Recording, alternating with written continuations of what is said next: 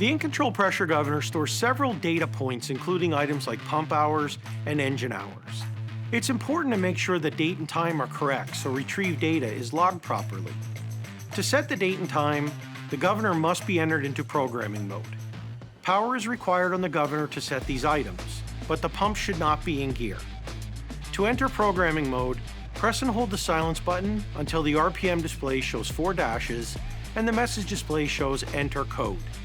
Release the silence button. P101 will flash in the RPM display, and the current program revision will display in the message area.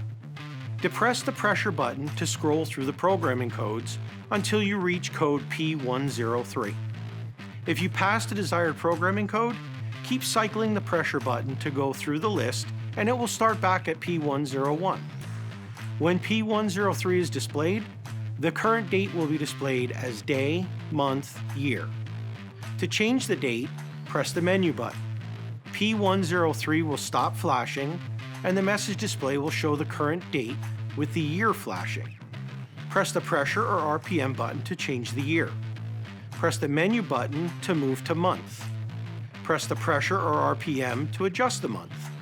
Press the menu button to change to day. Press the pressure or RPM button to adjust the day. When the correct year, month, and date are set, press and hold the silence button to store the new date.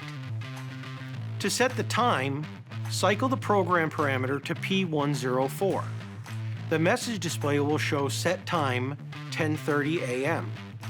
Press the menu button and P104 will stop flashing and the current time will be displayed with AM or PM. Press the pressure or RPM buttons to change AM or PM.